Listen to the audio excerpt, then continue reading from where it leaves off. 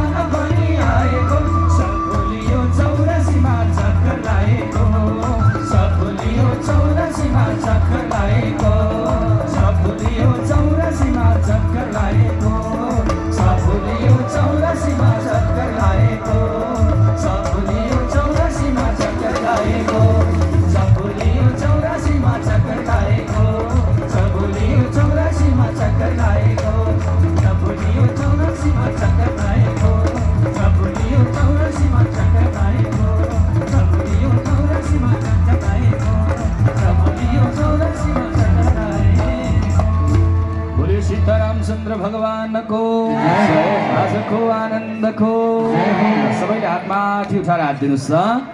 यति मिठो भजन गाउने कलाकारहरूको सम्मानमा बजाउनुस् एकपटक सबैजनाले ताली। जय होस्, सबैको कल्याण होस्, मङ्गल होस्, शुभ होस् भन्दै सबै ससम्मानपूर्वक विराजमान भइदिनु होला। यो सुन्दर बसाई भगवतीय मार्गमा हामी भगवान श्री रामचन्द्रजीका दिव्य छटाहरूमा बडा सुन्दर भावसहित रामचरितमानस श्री राम कथामा अवगाहन गरिरहेका छौँ।